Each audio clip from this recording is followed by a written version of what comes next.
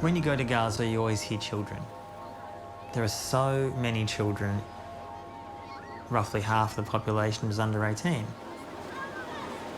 So often you're seeing kids playing, laughing, crying, screaming, everywhere.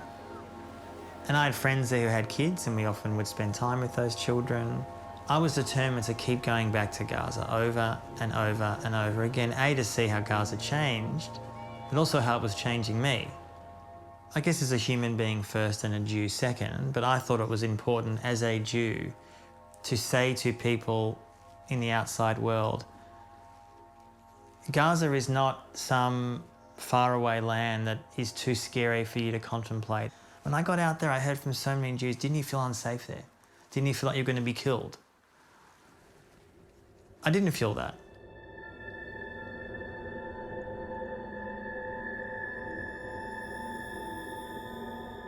Seeing what has happened to Gaza since October 7 has been heartbreaking, honestly, and I'm so ashamed.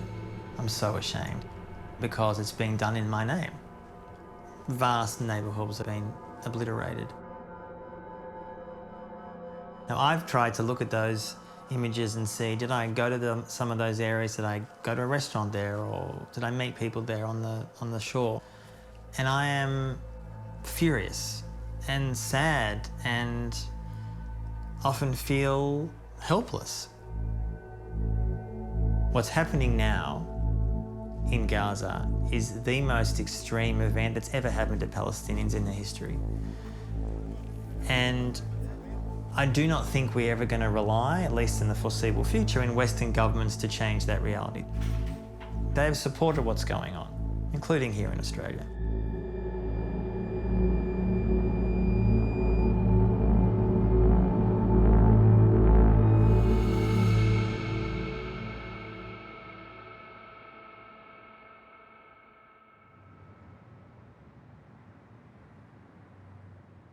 Since October 7, I've been overwhelmed with literally hundreds and hundreds of media requests. By journalist Antony Loewenstein. In some ways, what Israel has, inverted commas. Antony Loewenstein now, he's the author of the book, The Palestine Laboratory, How Israel... I've been receiving literally thousands and thousands and thousands of messages.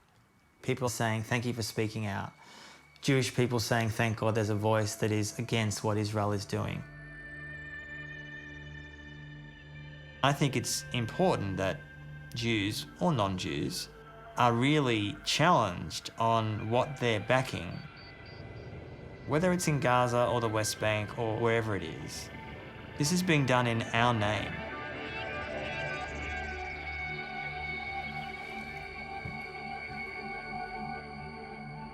The last time I was here at home, I think was around 2017. It was about a year after my mother died. So I think I'm speaking to CNN tomorrow. Great. I was born in Melbourne, 1943. My parents were immigrants from Germany, left Nazi Germany in March 1939. I've lived in Melbourne all the time. I met Violet in March 1960.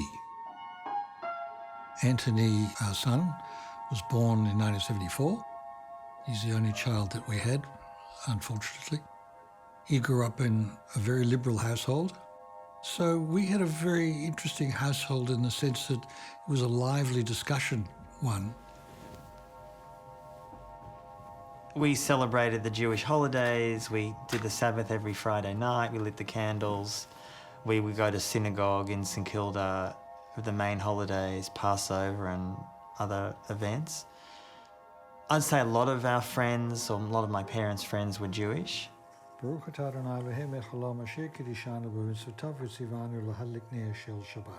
kept a Jewish home, not a kosher home. As I said, Friday night was special. Antony wasn't allowed to go out on a Friday night.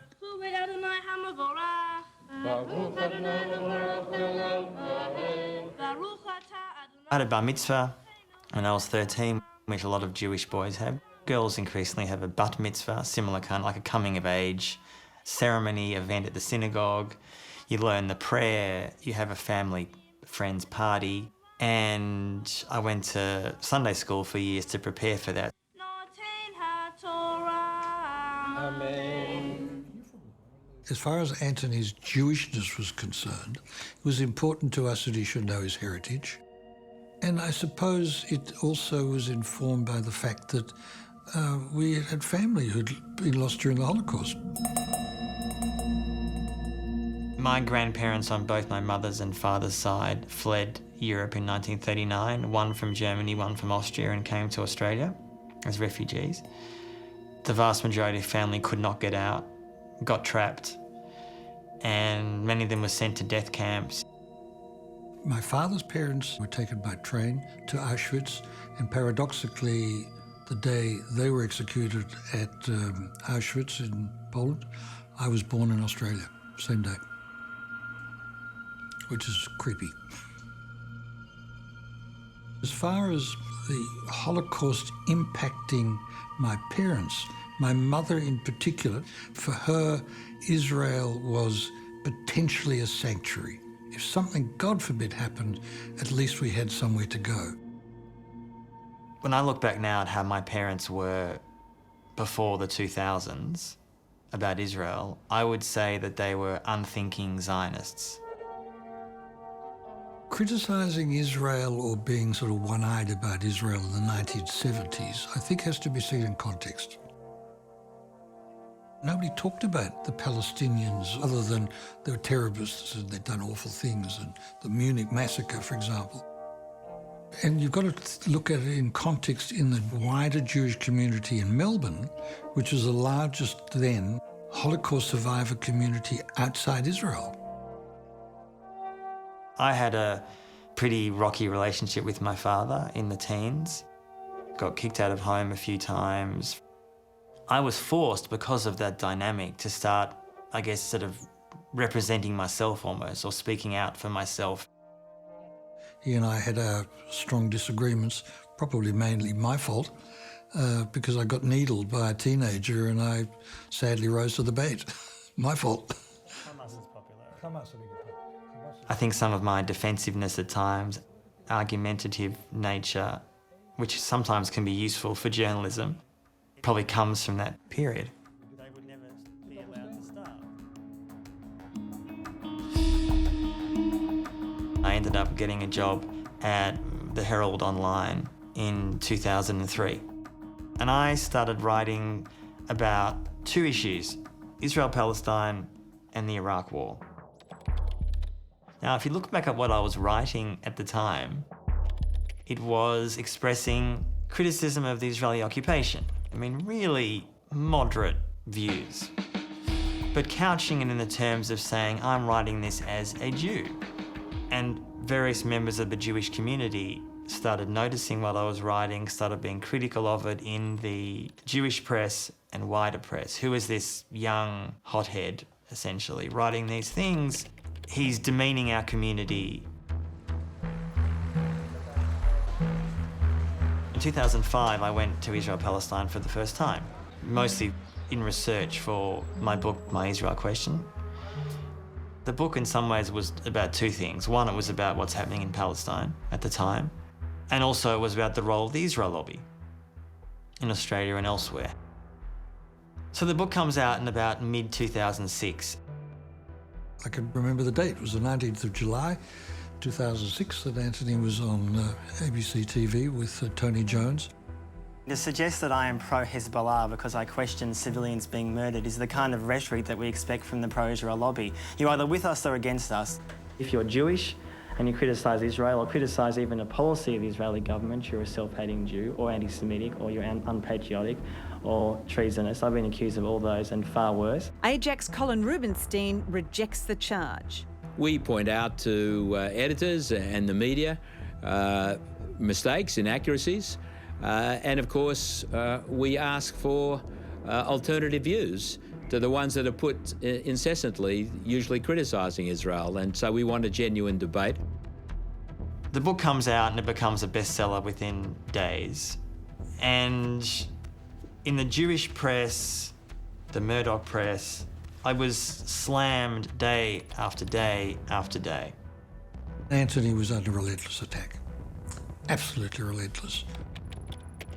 I started receiving a few death threats. But the majority of response, in fact, was positive.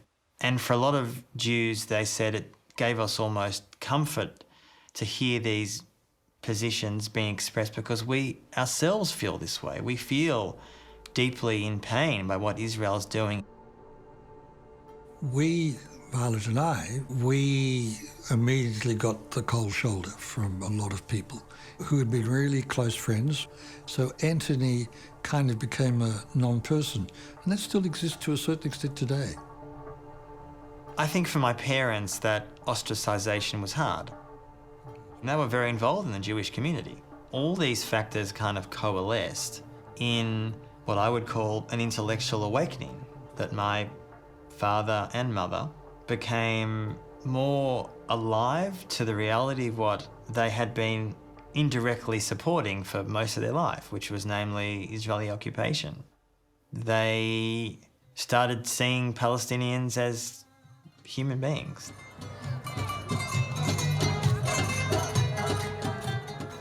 I started going to Israel, Palestine as a freelance journalist every 3 or 4 years. I first went to Gaza in mid-2009.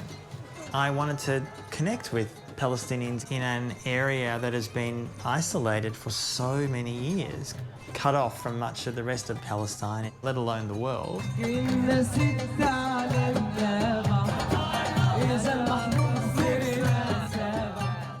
It was about 6 months after Operation Cast Lead, which was one of the first Israeli bombardments of Gaza.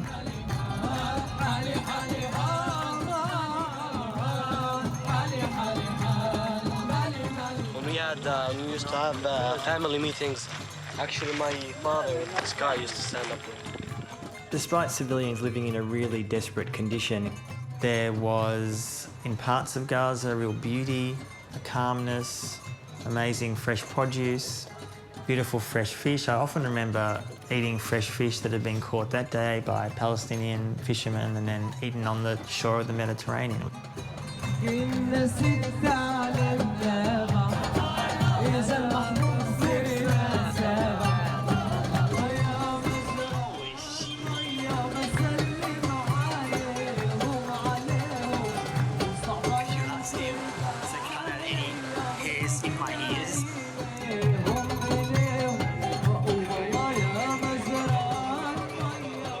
I remember spending time with some Palestinians in Gaza over the years who were not supporters of Hamas, who were critical of Hamas, who didn't like what Hamas was doing to Gaza to make it much more religious.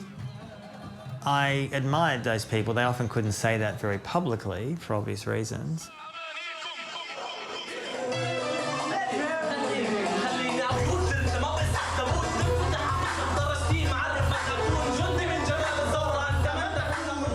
as well as reporting, I also did lots of other projects. I went to places like Haiti, Papua New Guinea, Afghanistan, many countries around the world actually.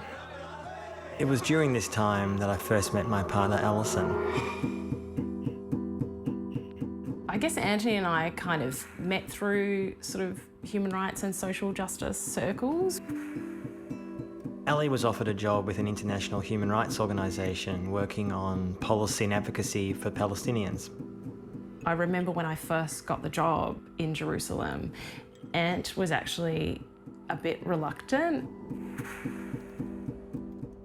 After my Israel question in 2006 and the maelstrom around that, it was a hesitation of not wanting to be so consumed by this issue because it was personal. But I'm very, very glad that we went and she convinced me because I think it was a transformative period. My father and mother, when she was alive, started visiting Palestine. I went everywhere in the West Bank. We were even bailed up by the IDF once. I've been to villages that have been destroyed again and again by the Israelis. So I've seen it firsthand. And what I've seen has just appalled me. Living within a context of occupation, seeing it up close, in many ways it was incredibly eye-opening. My role was particularly advocating to predominantly Western capitals to pressure Israel to change its policies and practices in relation to the occupation. I was receiving basically in real-time updates on my phone when Palestinian homes were being demolished across the West Bank in order to make way for illegal Israeli settlements. And then we would go and visit these communities and these families who had had their homes destroyed and bulldozed by the Israeli military in front of their children. And that kind of ritual humiliation has sadly become central to what Israel is. I think for many years I had thought that what's happening in Palestine is not sustainable. How can this endless occupation continue? The world will challenge it, rise up and end it. But actually living there for years, my view changed. Certainly in my time there, I saw the oppressiveness of that occupation intensify.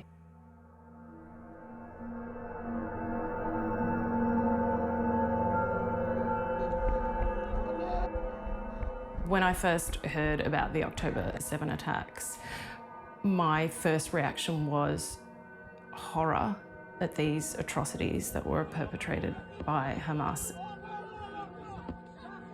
I was appalled by the brutality of the attacks, the targeting of Israeli civilians, and I knew that the impact would be so catastrophic for the Palestinians in Gaza, who were already suffering so much after nearly 20 years of siege. I felt very quickly this is akin to a 9/11 moment, that 9/11 changed the world for the worse. It was pretty clear within really a day or so after October 7 that the splits in the Jewish community around Israel and Zionism, which existed long before that day, were going to explode.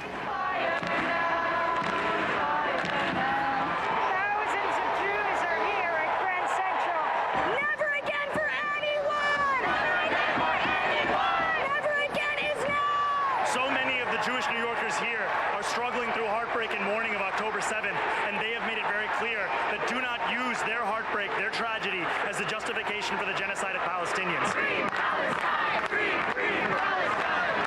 Free Palestine! Ceasefire now! In Australia, we're seeing a lot of Jews, particularly young ones, protesting against Israeli actions, and it's really inspiring. We aren't claiming to speak for all Jews, but we do think that in this moment it is very important to highlight that the Jewish community is not a monolith and that there are many Jews who are critical of Israel and its military actions.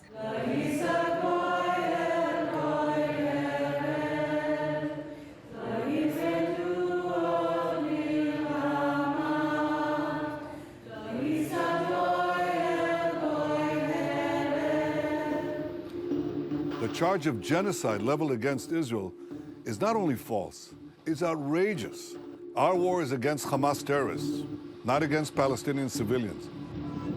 Israel has an inherent right to defend itself.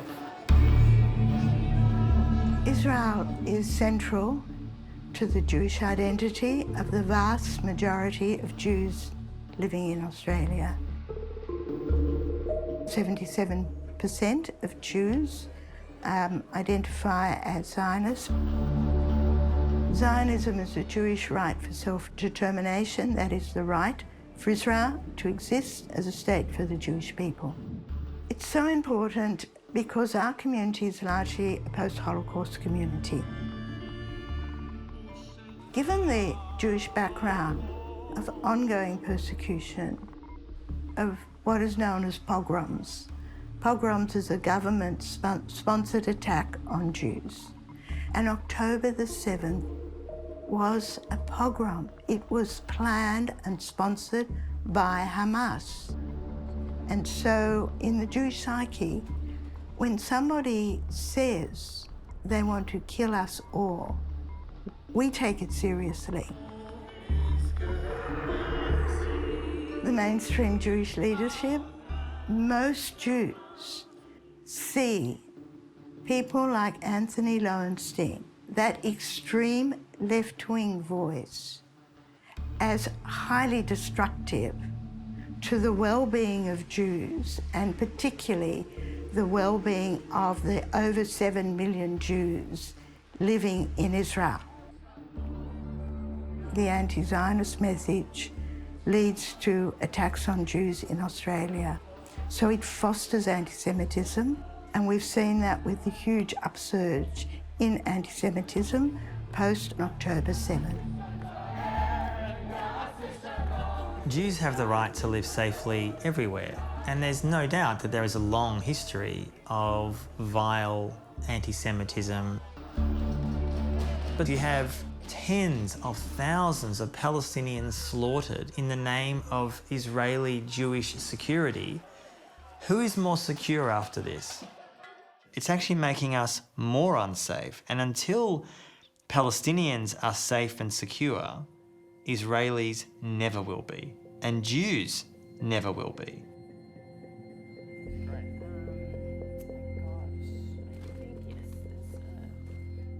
There's a family we knew in Gaza, and they had to flee to Australia for their safety. We supported them on their journey, and we're actually going to go and see them today. Yeah, I met Mariam in early 2017 in Gaza. I was going there as a journalist. Yeah, she was a translator and fixer, but also we got on really well. I remember going to Mariam's home for dinner. She invited me to go there to meet her mum and her sisters. There was no power, which was pretty common because power outages in Gaza were ubiquitous. So we ate by candlelight.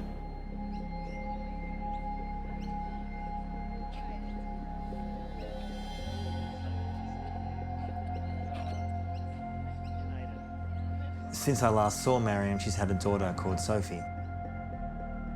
Thank God they're safe now, because around 25,000 women and children have been killed in Gaza.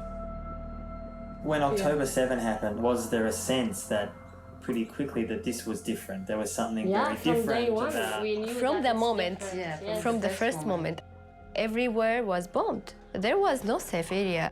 They were targeting civilians, targeting hospitals, even schools where people seek refuge.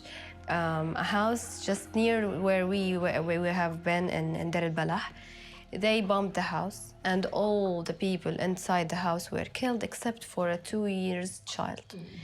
So he had no one left to take care of him, and I was afraid that could happen to Sophie. When I was in Gaza, when we would go to sleep, I hugged Sophie not knowing whether I would be able to do this again tomorrow or not. That was the most difficult feeling I have ever had. The thing that we have been deprived of, the most precious thing, is the feeling of home. We have lost that. I don't know what home means now. I think the wider Western community are willfully blind about the realities of Muslim, Arab, Palestinian culture. There is still so much suspicion in the media and elsewhere in the wider community of Arab voices. We do not hear them nearly enough. It is much more acceptable to hear a so-called moderate Jewish voice than a Palestinian voice. I used to believe in human rights. I used to believe in that we live in a world that every human being should have equal rights. But now, the Israeli soldiers are posting everything they do online, on TikTok and other social media platforms. If I have a kid that is watching all of this happening, he's watching this on news and seeing children, women, girls, boys, everyone is being killed, everyone is being deprived food, water, power, everything. And this world is not doing anything about it. As a kid, I would lose hope. I wouldn't believe in humanity anymore. How could you speak about humanity, human rights? Maybe our mind would have changed if we felt somehow that Palestinians belong to this world. We don't feel that.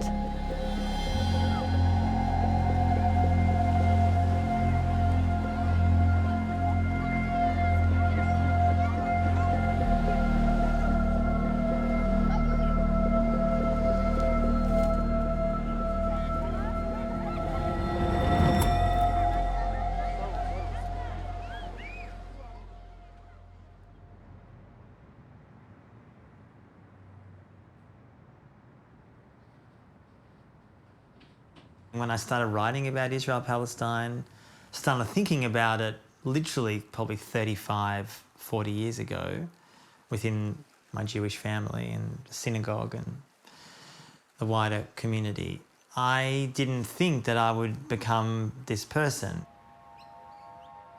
I have learnt a lot through Antony because it was a subject that was really opened out to me. I'm proud of him. He's totally fearless, and he'll take on whoever wants to take him on, and I give him all power, 150%, absolutely. I think for my father and my mother when she was alive as well, I think feel a sense of vindication of a lot of the work that I'm doing and the response that it's got.